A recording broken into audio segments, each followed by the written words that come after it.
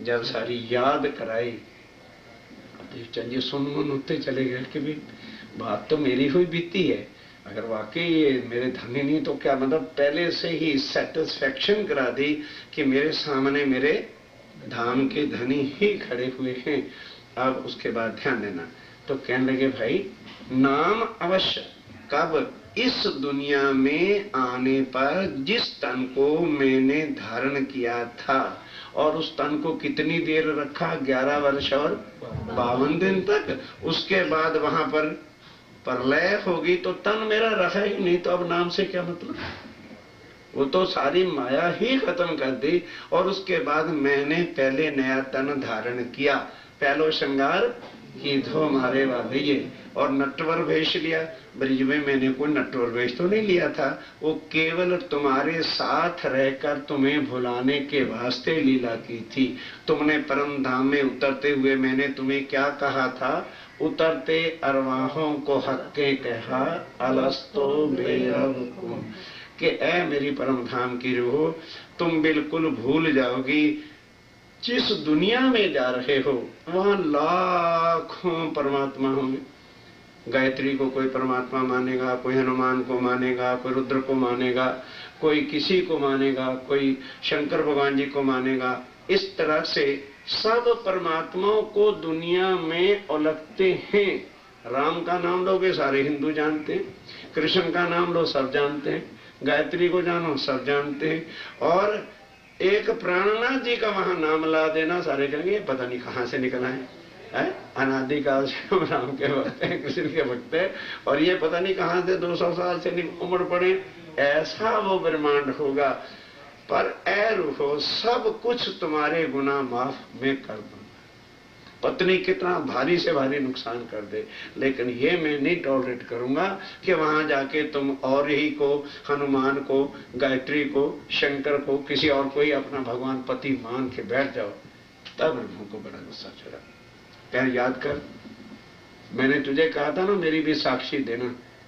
एक विकरण भी आता है कि रूहो तुम मेरे गवाह रहना। देखो राजी कितने बोले कि तुम मेरे गवाह बनना। अब वो कह रहे हैं कि बोल ये बातें हुई थी, अब अभी तक वो बातें याद ही नहीं है।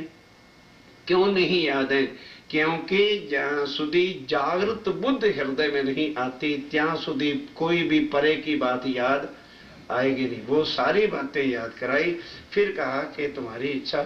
फिर रास में जाते हुए तुमने कहा धनी वहां ले चलो जहां कभी भी हम तुमसे जुदा ना हो, तो फिर तुम्हें मैं परम धाम ले गया। लेकिन तुम्हारी इच्छा पूरी ना होने कारण से तुमने फिर दोबारा खेल मांगा, ये बनाया। अब जब देखा कि 14 साल तो भागवत सुनी और भागवत से आगे का ज्ञान हिंदुओं के ग्रंथों में है नहीं, इसलिए मैं जो आया बिन बुलाए क्यों आया। अब मैं तुझे सारी बातें बताता हूं कि नाम जो वाली बात है, मेरा नाम कृष्ण हुआ अभियान के साथ सुंदरचार्य जी, लेकिन हूं मैं अनादि अक्षरातीत। सो तो अब यहां पर क्या है कि अगर कृष्ण ही अक्षरातीत थे तो 5000 साल से भागवत में कृष्ण जाहिर है, गीता में भागवत कृष्ण जाहिर है, और कई ग्रंथ हैं जिसमें कृष्ण की महिमा है। कहने लगे अब तू बता जाहिर कौन हो रहा है? कृष्ण की लीला मात्र से वो तन धारण किया था, अब मैं जाहिर हो रहा हूं, वो भी अपनी आत्माओं के वास्ते। यदि मैं आज जाहिर नहीं होता तो अरब वर्ष तक भी ये ब्रह्मांड खड़ा रहे, तुम्हें कोई परम धाम की याद नहीं करा ही नहीं सकता। कोई ग्रंथ में नहीं है, मूल मिलावा कहां बताओ किस ग्रंथ में है?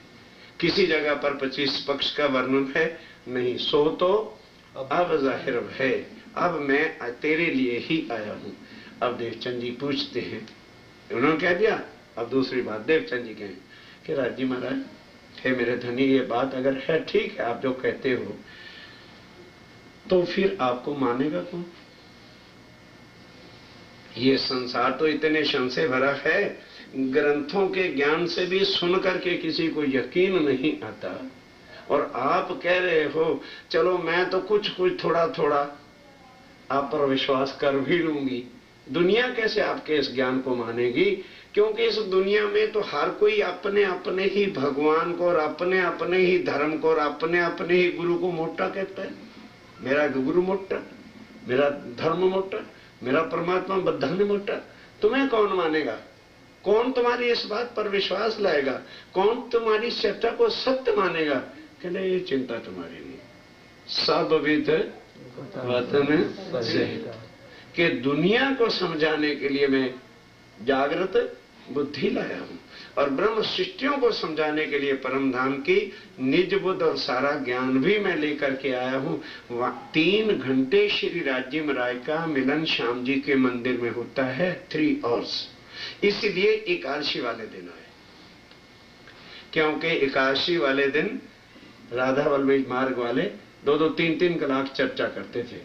इसलिए 1678 में जब 40 वर्ष, 1638 में जन्म था, 1678 सोमवार एकादशी आसो सुदी और प्रातः 7:30 बजे चर्चा के समय आए और उस दिन ये टाप बंधी। और फिर बताया कि सारा अक्षर क्या है, ये सारा मिथ्या जगत क्या है, ये नाशवान है, इसलिए इसको अक्षर कहते हैं। और अक्षर कूटस्थ, अब दुनिया के ग्रंथों से कहता देख मैं समझा रहा हूं ना, कूटस्थ जो है वो अक्षर अविनाशी है जिसकी लीला योग माया के ब्रह्मांड में है। इसलिए ब्रिज और रास कहाँ अखंड की है? योग माया में की है, क्योंकि उसने कहा था अखंड करके दो, तुमने तो नहीं चाहा कि अखंड करके दो, इसलिए वो लीला वहां अखंड है। और उससे आगे अक्षर और अक्षरातीत का परम धाम है। ये सारी बातें, सारा ज्ञान। और फिर ब्रह्म सृष्टि के वास्ते जब मैं साक्षात आया हूं तो वो लीला है जो परम धाम में 25 पक्ष का ज्ञान है, वो भी सब बताया कि वो 25 पक्ष क्या है। वो सब ज्ञान बता करके क्या लगे मैं सब कुछ ब्रह्म सृष्टि के लिए धनी, ईश्वरी सृष्टि के लिए ज्ञान और जीव सृष्टि को भाव से पार करने की शक्ति मेरे स्वयं किसी में नहीं है। तो जब शास्त्रों के हिसाब से सारी आखिरत की निशानियां मेरी वाणी से जाहिर हो जाएंगी तो सारी जीव सृष्टि उस पर विश्वास लाएगी कि वाकई पूर्ण ब्रह्म दुनिया में आ गए हैं। और ईश्वरी सृष्टि को जब परम धाम की सब शुद्ध वाणी से मिलेगी तो वो यकीन कर लेंगे कि अक्षरातीत आ गए हैं। और ब्रह्म आत्मा को, जो मेरी आत्मा है, उनको निज घर के जब सुख मिलेंगे तो वो समझ जाएंगे कि हमारे धाम के धनी आए हैं। बोल मैं आया हूं, खाली हाथ नहीं आया। मुझे भी पता था कि मैं किस दुनिया में जा रहा हूं। एक एक को गांव गांव में जाके थोड़ी चर्चा सुनाते फिरेंगे, सब विद वतन सहित। और देख तू ना तो देवचंद्र है और ना ही तू राधिका रानी। पहले ब्रह्मांड में जैसे आज सुंदर साथ जी हम बैठे, तो ये तन जो मिला है और इसका जो नाम मिला है वो अब मिला है ना। ये नाम लेकर के हम पिछले जन्म में तो नहीं थे ना। इसी तरह कह रहे हैं कि ये जो तन तुझे इस ब्रह्मांड में मिला है खेल देखने के वास्ते, एक झूठे तन का नाम देवचंद्र है। परमधाम में कोई देवचंद्र नहीं है, ना कोई परमधाम में राधिका है। तू परमधाम की श्यामा महारानी। दोनों क्वेश्चनों का उत्तर देना है राज्य महाराज ने। अगर देवचंद जी के पास कोई प्रश्न होता, उत्तर होता, तो फिर कैसे देते? अगर हम इतना ही कह दें तारतम तो भाई एक ही चौपाई है, एक ही भी चौपाई नहीं, पहली लिटी है निनाम श्री कृष्ण जी अनाद्यक्षातीत, तो हो गया। 2 प्रश्न जो राज्य महाराज ने किए नहीं सुंदर साथ जी, जहां सुधी हमारे मन के क्षण से जो चर्चा सुनने वाले यहाँ बैठे उनकी ही नहीं मिटेंगे तो हम कल किसी को फोर्सली कैसे समझा सकते हैं? कोई कहे जी बड़े भी हों, बोले कहें चौपाई तो एक है, खुल के उनसे बात करो कैसे एक चौपाई में बताओ कैसे पूरा होता है। अगर एक चौपाई का 16 शब्दों का तारतम है तो 2 प्रश्न राज्य ने किए, ठीक है, और दोनों का उत्तर श्यामा जी नहीं दे सके और राज्य ने कहा आओ तो बतावें हम। तो फिर एक चौपाई में बोलो निनाम श्री कृष्ण जी अनादक्षाती सो तो अब जाहिर वह सब विद्वतन से। एक अपनी पहचान राज्य की होती है, श्यामा जी तू कौन, क्या से आए, उसका उत्तर ही नहीं। अब दूसरी चौपाई में उसका उत्तर आएगा कि ना तू देवचंद्र है और ना ही तू राधिका रानी है, तू परम धाम की श्यामा महारानी है। श्यामा जी वर सत्य है और मैं तेरा अखंड धनी। राज्य बता रही दूसरे क्वेश्चन का उत्तर दे रहे हैं।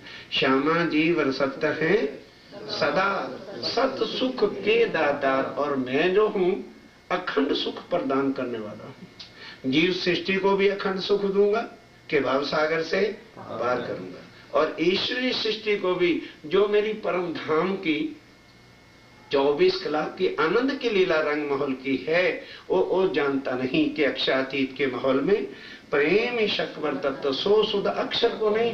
अब उसको इस वाणी से जब मैं परम धाम के 25 पक्षों का सुख, मूल मिलावे का सुख, रंग परवाली मंदिर का सुख, तीसरी भूमि पर क्या होता है, चौथी में क्या होता है, ये सब मिलेगा तो उसके भी संशय, और वो सुन करके सुख आनंदमयी हो जाएगी।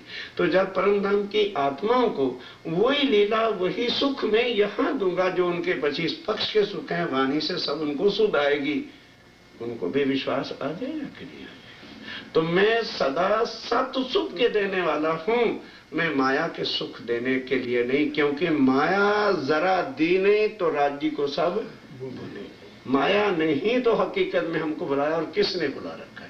तो क्या कहते हैं कि सदा सत सुख क्यों, मैं अखंड हूं, मैं सत्य हूं, मैं अनादि हूं, और लीला आनंद की करता हूं, इसलिए मेरे पास तो भाई आनंद ही आनंद है, सुख का ही देने वाला हूं। और सुख भी टेम्परेरी नहीं, अखंड सुख देने वाला हूं, जिसमें किसी प्रकार का दुख का नामो निशान नहीं होगा। सदा सत सुख न नाता। अब जब ये सारी बात राज्य ने इतनी देर तक की, तो अब सेटिस्फेक्शन हो गई कि रियलिटी में ये मेरे धनी है। जब हर तरह से मन के संशय मिट गए, कहने लगे धनी एक बात है, क्योंकि अभी मैं इस संशय वाली दुनिया में हूं, क्योंकि 40 वर्ष मेरे बीत गए, और मेरी क्या हालत हुई है राज्य महाराज। ये देखो गोबरी लगा लगा के हाथ फट गए, ऐसे फर्श नहीं थे वहां, ऐसे कालीने बिछे हुए थे। स्वयं देवजन जी रोज गोबरी देते थे, फिर रसोई बनाते थे, पानी कितनी विधि से कर्मकांड से भर के लाते थे। रो रो के विनती करते हैं कि धनी आज दिन तक बांके बिहारी जी ने मुझे कभी भी दर्शन नहीं दिए, और अब उसको छोड़कर आपके चरणों में आना है। मैं आपको धनी मानती हूं, स्वीकार कर लेती हूं। क्या मैं धनी बनाने के नाते और धन्यानी होने के नाते से एक विनती कर सकती? ये बातें हैं, अब इसको चुपाई में ले लो। विनती एक जो वल्लभा मो अंगनानी धनी, और मैं कुछ नहीं चाहती। अगर इन रियलिटी यदि आप मेरे धनी है ना, और सामने खड़े हैं और मैं बिलख रही हूं, बस इतना कहते ही देवचंद जी चरणों पे गिर गए कि अगर मैं आपकी धन्यानी हूं तो मुझे गले लगा लो धनी, ताकि मेरे दुख सारे शांत हो जाएं और मैं सेटिस्फाई हो जाऊं कि वाकई मुझे धनी मिल गए। जैसे चरणों में गिरे, अब वो स्वरूप जो है आवेश का है, स्थूल हमारे जैसा नहीं था, आवेश स्वरूप है। तुरंत अपने हाथ दोनों ऐसे कर दिए। वहां क्या हुआ कि जो जागृत बुद्ध है वो अंदर प्रवेश करती है। इसके ही संदर्भ में फिर बाद में वो छुपाई होती है। एते दिन त्रिलोक में होती बुद्ध सोबन, सो बुद्ध जी जागृत बुद्ध ले प्रगटे पुरी नौतनपुरी में, जागृत बुद्ध उसके तन में प्रवेश। अब जब जागृत बुद्ध आ गई तो उसका इतना बल होता है, एकदम लगा ओहो ब्रिज तो ये खड़ी। अब सुध आ गई कि ब्रिज परम धाम में नहीं है। ब्रिज और रास जो है और कृष्ण की बाल स्वरूप की किशोर की लीला तो योग माया नित्य वृंदावन में है, आगे तो नहीं है। तब वो संशय जब मिटे, ध्यान देना, जब ये बात कही कि वेंते एक जो वल्लभा मो अंगनानी अविधार, तो अविधारने से क्या होता है कि मन को जैसे कोई शांति होती है जब को गले से लगा लेता है। तो जब जागृत तो बुद्ध अंदर बैठ गई तो उससे भी ज्यादा ऐसा सुख शांत मन में पीस हो गया कि नहीं रियलिटी है, ये गलत बात नहीं। अब वेंते जब की कि वेंते जो वल्लभा वो अंगनानी अविधार, तो कहते हे धनी एक बात की समझ नहीं आई कि दुनिया के ग्रंथों में और आपकी वाणी में अंतर कितना है।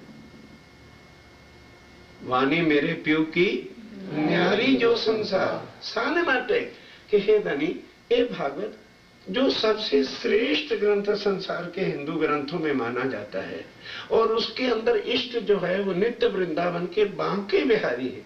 पर मैं 14 साल तक मेरे ख्याल से जिस विधि से देवचंद जी हम कहते हैं कि मैंने एक राधिका के रूप में उनको रिझाने का प्रयास किया है, इससे ज्यादा शक्ति मेरे पास नहीं थी कि मैं सुबह से उठकर जैसे एक पत्नी पति की सेवा में लीन हो जाती है, आपके लिए जल भरना, आपके लिए गोबरी लगानी, आपके लिए बर्तन साफ करने, फिर शुद्ध भोग बना के आपको स्वभाव से ले जाना, लेकिन एक बार भी बांके बिहारी ने दर्शन दिए नहीं। और आप हैं कि मैं आपको जानती नहीं थी, कभी बुलाता ही नहीं, और आप खुद चले आए और ऐसी बातें कि भाई वरदान भी नहीं दिया कि गले से ही लगा लिया, चरणों से लगा लिया। तो आपका ज्ञान, आपकी बातें इस दुनिया से न्यारी है। यहाँ के भगवान तो कोई बिना बुलाया आके, अरे उम्रें बीत जाती हैं तपस्या करते करते, कोई आके अपने भगत को दर्शन नहीं देता, और आए भी तो कितनी देर के लिए, 2 मिनट के लिए आते हैं और आशीर्वाद दे के चले जाते हैं। और आप हैं कि इतना कर रहे हैं, तो मैं कैसे मानूं कि आप कोई संसार की शक्ति हैं। अब मुझे पता चल रहा है कि आप और आपकी वाणी न्यारी जो संसार। ये देवचंद जी बोले। अब राजी कहते हैं, कहने लगे मैं जो बिना बुलाए आ गया हूं और ये वाणी जो आपको सुना रहा हूं, सुना इस दुनिया की धरती पर रहा हूं, लेकिन ये कहां की बातें हैं, ये कहां का रिलेशन है, ये कहां का संबंध है, वो ध्यान से सुन। निराकार के पार थे, 3 पार के भी पार का ये संबंध है जो तू भूल गई थी और मैं पालने के लिए यहाँ आया। और मेरा अब मिनट में पढ़ने समय तो हम सब जल्दी से निराकार का पार के 3 पार के भी पार 1 सेकंड में हर कोई कह देता है, पाठ जैसा में तारतम्य करते हैं। आप विचार करिए कि निराकार पहले क्या है। पाताल से लेके 8वां लोक ये है, सुंदर सा जी 7 लोक नीचे हैं और 6 लोक ऊपर है। 8वां लोक वैकुंठ है, फिर उसके ऊपर 8 आवरण है, फिर उसके बाद शक्ति है, फिर आदि निरंजन का स्वरूप है, और फिर उसके ऊपर 7 शून्य और मोह तत्व है। ये तो है सारा निराकार। इतने सारे ब्रह्मांड को निराकार कहा है। और निराकार के पार क्या है? योग माया का ब्रह्मांड है, गौलोक का ब्रह्मांड है, जहां बाल स्वरूप की लीला ब्रिज गोकुल अखंड है, और उससे आगे रास अखंड है, और फिर सबलिक से आगे क्या है? केवल ब्रह्म और सत्य स्वरूप है। ये सारा क्या है? निराकार के पार है। और उसके बाद क्या है? 3 पार क्या है? अक्षर। और भी पार क्या है? परम धाम। कहते ऐ क्षमा मरानी, वहां पर जो है मेरा और तुम्हारा स्वरूप एक है, हम 2 नहीं है। तुम मेरे आनंद स्वरूप हो, अक्षर ब्रह्म वहां मेरा सत्य स्वरूप है, और मेरा स्वयं स्वरूप परम धाम में नूरमय चिदघन स्वरूप है। इसलिए संसार के ग्रंथों में मुझे सच्चिदानंद करके कहा है। और वो संबंध ऐसा है कि जब तुम मेरे तन हो, मेरा स्वरूप हो, तो मैं कभी भी तुमसे जुदा हो नहीं सकता, और ना तुम मेरे से जुदा हो सकते हो। इसीलिए तो मैंने पहले से ही ग्रंथों में लिखवा दिया था कि आत्म एव परमात्मा, कि जिसको आत्मा कहते हैं। अब क्या है कि यहाँ दुनिया वाले जीव को ही आत्मा मान बैठे, और यदि आज किसी को आप कह दोगे ना, अरे भाई तेरे अंदर आत्मा नहीं है, तो एकदम लड़ने के लिए आ जाएगा। अरे वाह महाराज, मेरे अंदर आत्मा नहीं तो हम जिंदा कैसे बैठे? वो जीव को आत्मा समझ बैठे। हालांकि ग्रंथों में इसकी क्लैरिफिकेशन में कोई अंतर नहीं। स्वयं 16 कला संपूर्ण कृष्ण ने गीता के अंदर कहा कि ममेव जीव अंशो जीव लोके जीव भूता सनातना, मैं पोते जीव छू और मेरे ही जीव का अंश जो है कण कण में है। अब लोगों ने आत्मा को जब टीकाकार नहीं कर सके तो क्या कर दिया, दोनों को जॉइंट लगा देते हैं, जीवात्मा जीवात्मा। तो इस आत्मा का भी कोई भेरा जीव का नहीं कर सका, ना कोई माया ब्रह्म का बेवरा कर सका, जो अब राज्य मराई करके उनको बता रहे हैं कि ये सारा ब्रह्मांड क्या है, जीव सृष्टि। इसलिए कहा है कि एक अंश अनादि उसमें नारायण के तन में आता है सबलक ब्रह्म से, और उसी के अंश से ये सारा ब्रह्मांड है, इसलिए जीव सृष्टि है। तो जीव जीवस्य जीवनम, जीव से जीव बनता है और बड़ा जीव छोटे को खा के जीव का नाश भी हो जाता है, पर ना आत्मा जन्मती है ना आत्मा मरती है। और वो आत्माएं परम धाम में तुम मेरे तन हो और मैं तुम्हारे से ही लीला करता हूँ और तुम मेरे से ही स्वरूप से वो एक हो। इसलिए ये संबंध परम धाम का है।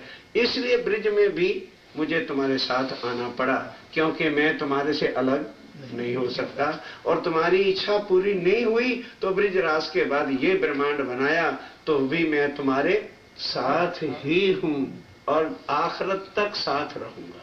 मैं अलग तुम्हारे से कभी होने वाला नहीं, हो ही नहीं सकता। इस वास्ते ये संबंध कहाँ का है, निराकार के पार थे, तीन पार के भी पार। निराकार के अंदर तो यहाँ के, अब ध्यान देना, निराकार के अंदर तो यहाँ के भगवान कभी भी इकट्ठे रह नहीं सकते। और 3 बार देखो रास की लीला भी करते हुए मैं तुमसे अलग हो गया था। वहां क्या है, संयोग भी है, वियोग भी है और प्रेम भी है, इश्क नहीं है। प्रेम के अंदर क्या होता है, संयोग, और क्या होता है, वियोग। इस टॉपिक पे फिर किसने चर्चा करना सुना देंगे कि प्रेम क्या है, संयोग क्या है, वियोग क्या है और इश्क क्या है। बड़ी बात है, कुछ राज है इनके अंदर जो दुनिया के पास नहीं। प्रेम में क्या है, वियोग है। प्रेम कैसे होता है, संयोग से होता है, लव बाय एक्सीडेंट। ये है जो गोपियों का प्रेम था। एक्सीडेंटली उनको मैंने बांसुरी बजाई, जाया वृंदावन में बांसुरी बजाई, सखियां सब लगी, एक्सीडेंटली उनको भी बुला लिया। और फिर क्या किया, वियोग भी दिखाया, संयोग से प्रेम भी दिखाया। प्रेम के अंदर क्या है, वियोग भी है, संयोग भी है। ये संबंध कहाँ का है, योग माया का है। पर ऐश्यामा परम धाम में ना वियोग है ना संयोग है। दोनों को ध्यान के साथ समझिए कि परम धाम में वियोग नहीं, संयोग नहीं। अगर मैं तुमको जुदा करना चाहता तो वहां करके लीला दिखा देता, यहां क्यों तुम्हें नाटक दिखाने लाया। मैं वहां नहीं विरह नहीं कर सकता, मैं कभी भी तुमको अपने से जुदा नहीं कर सकता। अब भी तुम मेरे से जुदा नहीं हो। तुम्हारे मूल तन जो परात्म है वो मेरे चरणों में मैंने बिठा रखी है, केवल तुम्हारी सुरता को इधर डाल रखा है, तुम्हें प्रेम दिखाने के लिए, तुम्हें वियोग दिखाने के लिए, तुम्हें संयोग दिखाने के लिए। तो प्रेम, वियोग और संयोग, ये लीला योग माया के अंदर होती है। यहाँ प्रेम का नामो निशान ही नहीं।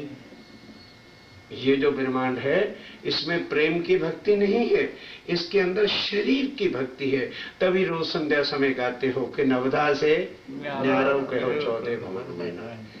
वो प्रेम जो है वो भी किसके साथ होता है, कोई भक्ति करके प्रेम लेना चाहे तो नहीं हो सकता। प्रेम भी वहां उसी के तन से होगा जिसमें मूल संबंध होगा। इसलिए उनको वो मूल संबंध के कारण से प्रेम के ब्रह्मांड में मैं ले तो गया, लेकिन उस प्रेम में क्या है, संयोग भी है, वियोग भी है। इसलिए मैंने तुमको दोनों लीला दिखा दी, ब्रहा भी दिखाया और विलास की लीला भी दिखाई। तो जब विलास के अंदर ब्रहा आता है वो नहीं सहन होता, और ब्रहा विलास के दिन सुख के तो हर कोई भूल जाता है। अब वो जो समय बिछड़ने का था, तुम इतनी तड़पी, तुमने इतनी तड़पी, मैंने भी खूब तड़पाया कि तुम्हें भी पता चले कि धनी से मिलने की कीमत क्या होती है और बिछड़ने का क्या होता है। फिर मैं तुरंत आया तो तुमने कहा कि धनी वहां ले चलो जहां कभी ना बिछड़े। तो वो क्या है, 3 पार के भी पार, वो परम धाम है। और वहां की ही लीला अब मैं तुझे सारा, ये जो संबंध आज मैं तेरे पास आया हूं, ये यहाँ के संबंध से नहीं आया, वो कृष्ण राधिका वाले संबंध से नहीं आया। अगर कृष्ण राधिका वाला संबंध होता तो मैं वहां तुमसे कभी भी जुदा रास में ना होता। बोल, मैंने रास से जुदाई की तुम्हें दिखाई थी, वो प्रेम है। अब भेद का पता लग रहा है सर? ये है प्रेम के अंदर क्या होता है, वियोग भी है, संयोग भी है, ब्रहा भी है, विलास भी है। ये मेरी लीला केवल अक्षर को दिखाने के लिए मैंने की, और आज मैं तुम्हें बता रहा हूं कि ये वहां का संबंध नहीं है। मत सोचना कि तुम जो राधिका बन के याद करती थी तो मैं कोई कृष्ण बन के तेरे पास आया हूं। सारे भेद इसके अंदर है, तीन पार के भी पार। अब वो जो अखंड है परम धाम, वहां सदा आनंद ही आनंद। मैं कभी तुमसे अपनी आत्माओं से 24 कलाक जुदा हो ही नहीं सकता, और वहां सब जगह पर इश्क ही इश्क, आनंद ही आनंद की लीला है। तो फिर श्यामा जी देवचंद जी महाराज क्या कहते, धनी फिर वहां ले चलो, अब मुझे यहाँ नहीं चाहिए। अब ये मैं क्या भागवत वागत को करूं? अब जहां परम धाम का इतना वर्णन रस लीला हो रहा है, हे धनी मैं आपकी वो वाणी, वो आनंद, वो परम धाम के लूं क्या? भागवत और गीता पढ़ती रहूंगी मैं।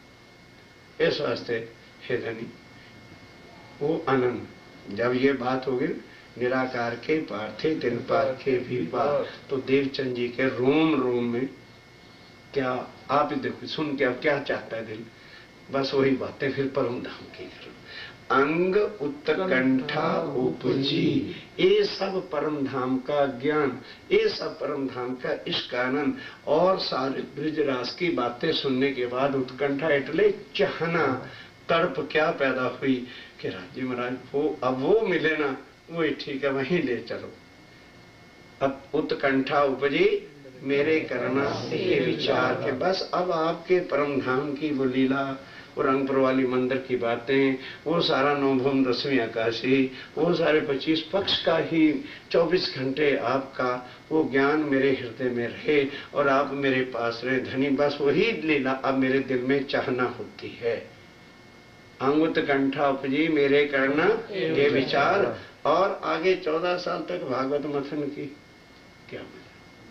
ये सत्यवाणी मत के यदि मैं ध्यान दो, क्यों कि यदि अब मैं परम धाम की ही वाणी मथन करूंगी तो उसके सार में आपका, हमारा आत्माओं का जो 24 कलाक का सुख आनंद की लीला है वो मिलेगी।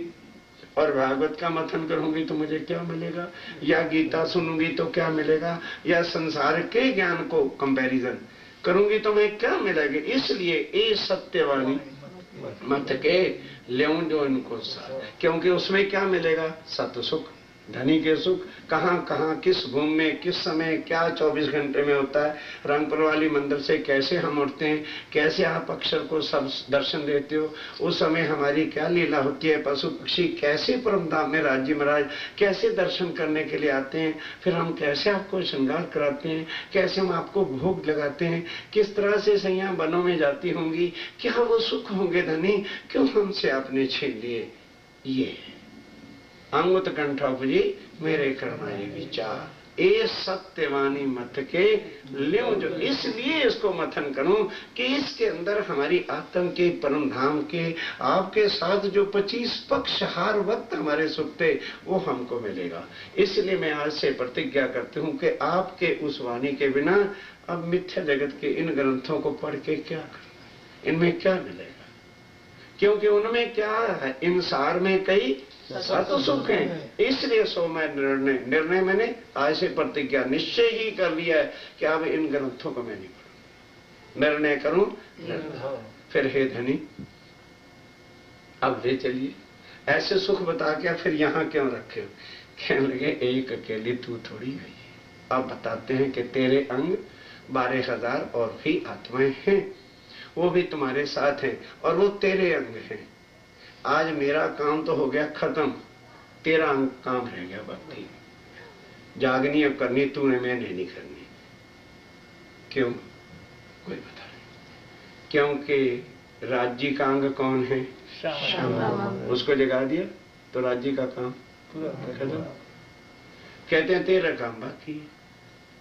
श्यामा जी ने अंग वो सुंदर साथ, तेरा सुंदर साथ है, जाके बुला लो। और पूछने लगे राज्य महाराज फिर वो जागेंगे कैसे? कहने के जैसे तू जागी, मेरे स्वरूप की, नोट करो, मेरे स्वरूप की, परम धाम की, इश्क रबद की, ब्रज की, रास की और इच्छा ना पूरी होने की, ये सारा खेल कैसे बना और तुमको मैं कैसे आके मिला और राज्य ने क्या बताया, यही बातें उनको बता देना, वो भी जाग जाएगा। ज्यादा बताने की जरूरत थी और कुछ नहीं। मूल संबंध जब उनके हृदय में खड़ा कर दोगे तो जिस तरह से तू अभी सुनकर के 14 साल के सब कुछ छोड़ने के लिए तैयार है तो वो भी छोड़ेंगे। जो आत्म परम धाम की होगी, एक पलक से तिनके से जो है मोमेंट चले बिजली की न्याल, जो आत्मा उनकी लक्ष्य नहीं ही होंगे, तुरंत तड़प उठेंगी और मेरे नाम पर फिदा होने को तैयार हो जाएंगी। अब तेरा काम बाकी है। तो फिर कहते धनी ओ सुंदर साहब कहाँ, लिस्ट दो फिर मुझे, एड्रेस।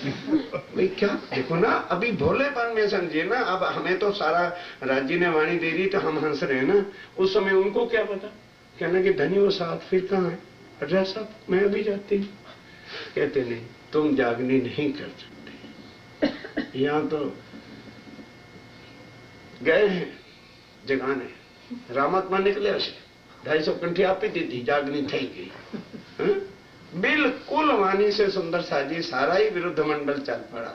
तो बोलो होता क्या। और श्यामा जी को कह रहे हैं तू नहीं जगा सकती, तुझे नहीं सुध आ सकती, क्योंकि तेरी परात्म पर भी फरामोशी है। तुझे क्या पता सुंदर साथ कहाँ है। तो धनी फिर मैं कैसे जगा के लाऊं, तू चिंता न कर, मैं भेजूंगा सारे सुंदर साहब को। मुझे पता है किस किस तन में, किस किस गांव में, किस किस परिवार में कहाँ आत्म बैठी है, उनको मैं निकालूंगा। जहां तू बैठ के चर्चा करेगी फिर भी नहीं समझ रहे कि मुझे कह रही चर्चा करेगी, फरामोशी है। तुझे क्या पता सुंदर साहब कहाँ है। तो धनी फिर मैं कैसे जगा के लाऊं, तू चिंता न कर, मैं भेजूंगा सारे सुंदर साहब को। मुझे पता है किस किस तन में, किस किस गांव में, किस किस परिवार में कहाँ आत्म बैठी है, उनको मैं निकालूंगा। जहां तू बैठ के चर्चा करेगी फिर भी नहीं समझ रहे कि मुझे कह रही चर्चा करेगी। वहां मैं उन्हें निकाल के कोई फ्रेंड ले आएगा, कोई सहेली ले आएगी, कोई बहन को कहेगा, कोई भाभी को कहेगा, कोई भैया को ले आएगा। अब वो तो भाभी भैया के नाते बनाएंगे और मैं उसी को लाऊंगा जिसके अंदर परम धाम की आत्मा हुई। मैं भेजूंगा तमाम, तुम उनसे प्यार करना, तुम उनको केवल मेरे स्वरूप की पहचान करा देना, आत्मा जागृत होती चली जाएगी। कहने राज्य महाराज